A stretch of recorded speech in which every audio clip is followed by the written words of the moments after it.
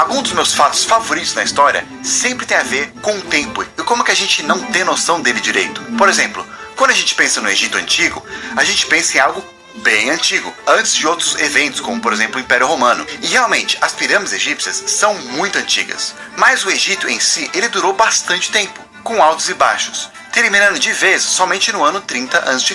Só que o curioso é que, para as pessoas que viviam nessa época do final do Egito, as pirâmides já eram coisa muito antiga. Tanto que a Cleópatra é tão uma história antiga para nós quanto as pirâmides eram para ela. O reino da Cleópatra é mais perto do pouso da lua do que da criação das pirâmides. Outro fato interessante sobre o tempo é o Império Azteca. Parece que foi uma coisa muito antiga, tanto quanto o Império Romano, o Persa, etc.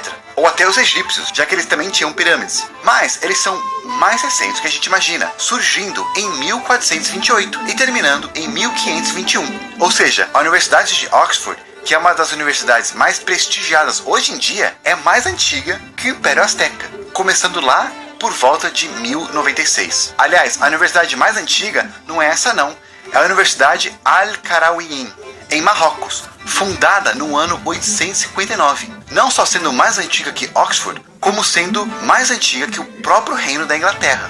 Número 2, senador cavalo. O imperador romano Calígula tinha um cavalo chamado Incitatus, que ele gostava tanto que ele fez dele um senador. Isso mesmo, o Império Romano supostamente já teve um cavalo como senador. E eu achava que o Brasil era doido. E se você acha que os políticos daqui que são mimados? Olha só esse cavalo. Ele ganhou do imperador uma baía de mármore, uma manjedoura de marfim, rédea com joias, até mesmo uma casa. Alguns historiadores falam que esse fato dele virar senador foi um boato. Mas mesmo se foi, com certeza esse cavalo viveu uma vida melhor que a maioria dos romanos da história. Mas esse não era o único animal que teve vida política não. Tem vários aí pela história, mas o interessante aqui no Brasil foi lá em 1959, quando um jornalista lançou a candidatura do Cacareco, um rinoceronte do zoológico, para ser vereador de São Paulo. Como as pessoas votavam no papel, dava para escrever o nome do seu candidato na cédula. E como protesto, muitos escreveram o nome do Cacareco. No final, ele acabou recebendo 100 mil votos. Número 3, restos mortais. Indo de democracia para monarquia, quando o rei Luís XVI e a Maria Antonieta foram decapitados lá na Revolução Francesa, muitas pessoas alegaram mergulhar seus lenços no sangue dele, para guardar de lembrança. Em 2011, um grupo de cientistas acreditava ter um desses lenços que tinha ainda o sangue do Luís XVI.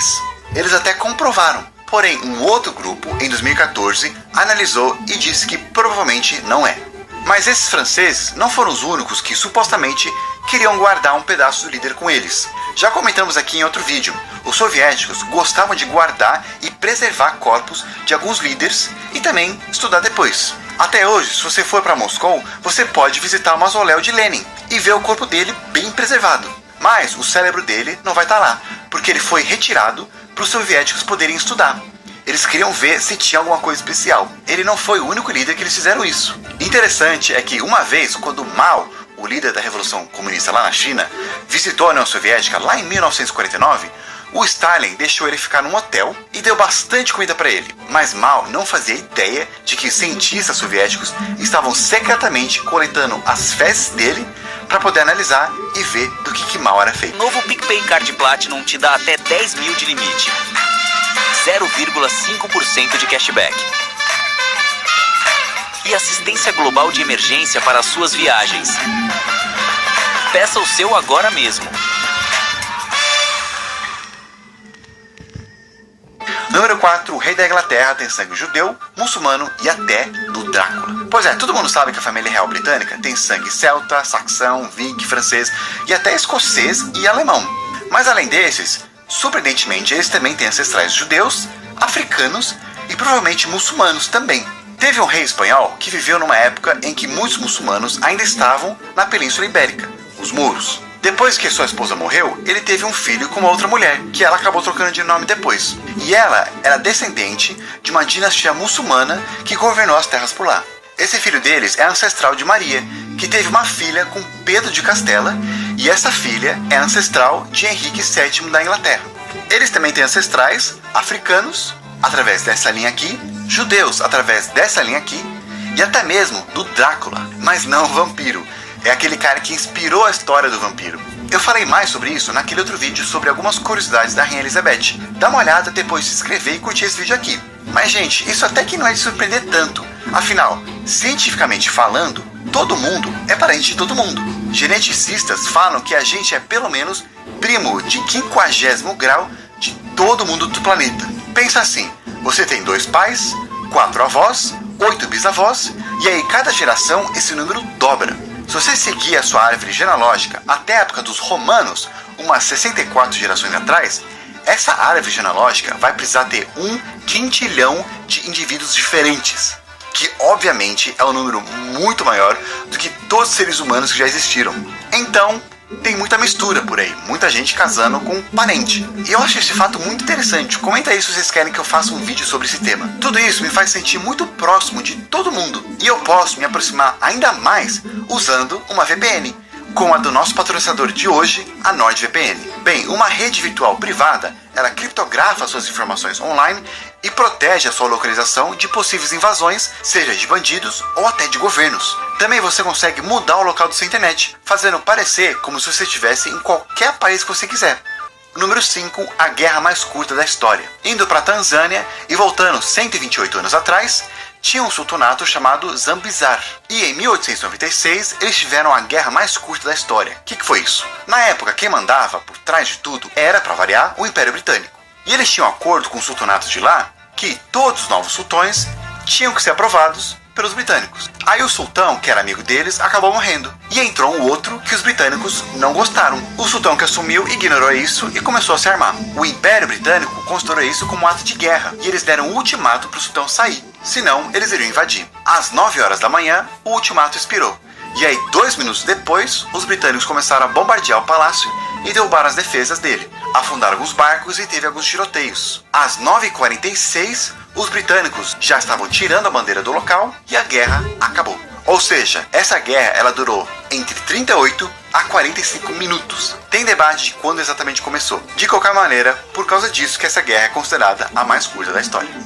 Número 6, ataque nos Estados Unidos. Todo mundo sabe que a Segunda Guerra Mundial aconteceu principalmente na Europa e também lá na Ásia, no leste da Ásia principalmente. Enquanto a gente aqui nas Américas estava mais assistindo tudo de longe. Mas também houveram alguns ataques no território continental dos Estados Unidos, que ninguém fala muito. O pessoal foca mais em Pearl Harbor, mas isso é lá no Havaí. O mais conhecido é a Batalha de Dutch Harbor. Em 1942, o Japão atacou a base naval numa ilha lá do Alasca. Mas lá é uma ilha bem isolada do resto do país. Então talvez não conta muito. Será que teve algum outro ataque no território principal que a gente vê em filmes? A resposta é sim, mas os Estados Unidos ele quis esconder isso porque ele não queria que o Japão soubesse que eles podiam conseguir fazer mais e possivelmente incendiar vários lugares do país. O ataque não foi com aviões ou navios, e sim com balões incendiários, que servem para cair e botar fogo nas coisas. Para muitos, isso é considerado o primeiro bombardeio e ataque aéreo de um poder de fora na parte continental dos Estados Unidos. Em 1944, o Japão lançou em torno de 9.000 balões de incêndio em um período de 5 meses, lá na costa leste dos Estados Unidos. O pessoal especula que somente em torno de 1.000 conseguiram chegar mesmo, mas só teve 285 incidentes reportados. Um deles acabou em uma tragédia. Ele caiu num parque. Aí uma mulher com seus 5 filhos encontraram e foram lá tocar no lugar. E aí o balão acabou explodindo, se tornando então as únicas vítimas da Segunda Guerra Mundial no território principal dos Estados Unidos. Número 7, o sobrevivente nuclear. Essa história agora, ela é incrível. Você já esteve no lugar errado e na hora errada? Pois é, eu também, mas nenhum de nós nos comparamos com Tsutomu Yamaguchi. Ele estava fazendo uma viagem de negócios lá em Hiroshima. Aí, quando ele estava indo pegar o trem para voltar para casa, ele viu 2 aviões passando pela cidade e lançaram algo que caía com 2 paraquedas. Aí veio um clarão e a explosão, que aconteceu a apenas uns 5 quilômetros de onde ele estava. Ele apagou e acordou todo atordoado, com tímpanos danificados, queimaduras no corpo, e viu uma grande nuvem de cogumelo. Ele foi e passou a noite em um abrigo, onde colocaram curativos nele. E aí no dia seguinte, pegou o trem e foi para casa, onde ele morava, em Nagasaki.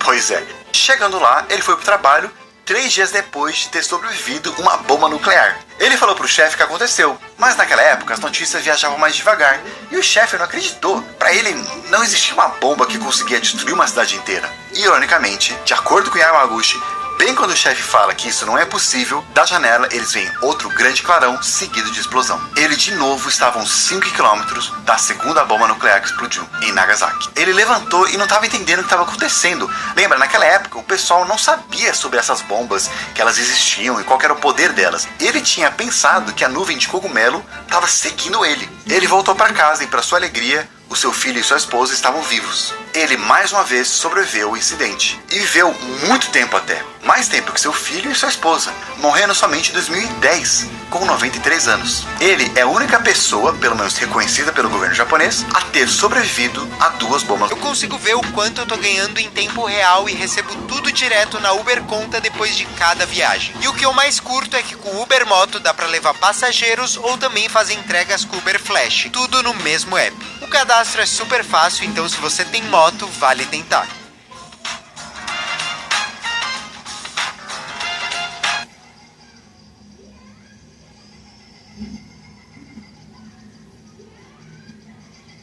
Número 8, Chernobyl.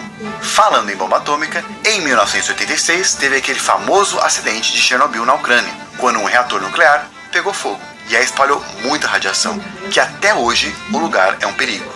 Vladimir Pravik foi um dos primeiros bombeiros a chegar no local, e a radiação estava tão forte que acabou mudando a cor dos olhos dele, de marrom para azul. Infelizmente, como a maioria das primeiras pessoas que prestaram socorro naquele dia, ele morreu somente 15 dias depois de envenenamento por radiação. Número 9, a foto mais antiga. Essa daqui, apesar de não parecer, é a primeira fotografia da história. Colocando alguns efeitos, dá pra ver melhor. Ela é uma foto tirada de uma janela lá na França, em 1836. A primeira imagem do mundo real que a gente tem. Mas quem que foi a primeira pessoa a aparecer numa foto? Bem, ninguém sabe. Só sabemos que foi essa foto aqui, tirada lá em Paris em 1838. A gente vê a vista da cidade. Mas focando aqui, a gente consegue ver que tem um cara engraxando o sapato. Só que ninguém sabe quem ele é. Esse cara provavelmente passou a vida inteira dele sem saber que foi o primeiro ser humano a ser imortalizado em fotografia. Mas a primeira foto de um rosto humano que a gente consegue ver bem é de Robert Cornelius.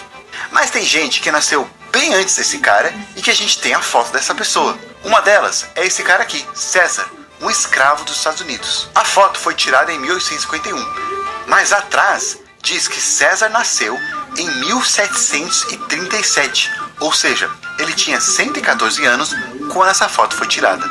Mas infelizmente a gente não consegue confirmar isso oficialmente, o que faz com que essa outra foto seja a foto da pessoa mais velha confirmada que a gente tem, um sapateiro inglês chamado John Adams, que nasceu em 1745. Gente, ele tinha 22 anos quando o pai de Dom Pedro I nasceu, e a gente tem a foto dele. E para finalizar, vamos falar da história perdida. Aquela que não está registrada em fotos, nem livros, e a gente acabou perdendo. O ser humano ele surgiu aproximadamente mais de 200 mil anos atrás. Mas a gente só começou a escrever uns 6 mil anos. Ou seja, cerca de 97% da história da humanidade se perdeu.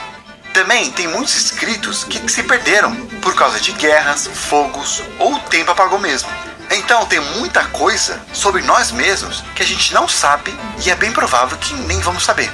Por exemplo, como que eram os povos da civilização do Vale do Indo? Que aliás, eles eram mais antigos que a própria Índia. O que eles escreviam e por que eles sumiram do nada? O que os romanos faziam com esses objetos aqui? O que está escrito nesse livro e que língua que é essa? E como eu falei antes, quem será que é esse homem dessa foto?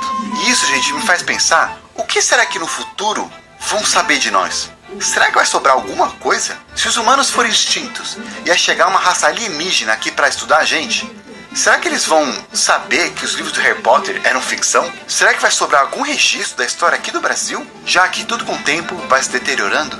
É bem provável, gente, que a única coisa que vai sobrar e durar muito mais tempo ainda são as pirâmides do Egito, que, como a gente viu lá no começo, foram construídas há 4.700 anos atrás. Ou seja, tudo que a gente fez depois daquilo, talvez se perca. Tudo que algumas pessoas hoje em dia ficam mega fanáticas, defendem com unha e se acham as mais importantes do mundo, vai se apagar e uma hora ninguém vai lembrar. Por isso que eu me esforço em viver de uma maneira em que eu seja um impacto positivo para algumas pessoas. Seja meus amigos, família ou vocês aqui no YouTube. Desse jeito, mesmo que no futuro não exista mais nada do plano piloto, pelo menos o tempo que eu existir, eu consegui inspirar algumas pessoas. Olha só essa lança, feita uns 13 a 15 mil anos atrás. Ela mostra um tipo de cabra aqui na ponta, e tem algo saindo atrás dela. Para alguns, ela está tendo um filho, e para outros, é fezes. Então, assim como alguns arqueólogos, eu gosto de pensar que essa é a primeira piada que a gente tem evidência. E eu acho muito legal pensar que 15 mil anos atrás, algumas pessoas deram risada por causa de uma lança pequena com uma cabra defecando. E obrigado por participar desse nosso tempo aqui na Terra. Não desperdice ele não sendo inscrito no canal. E assista também os outros vídeos. A gente tem bastante conteúdo aqui. E por enquanto eu vou ficando por aqui. Nos vemos na próxima.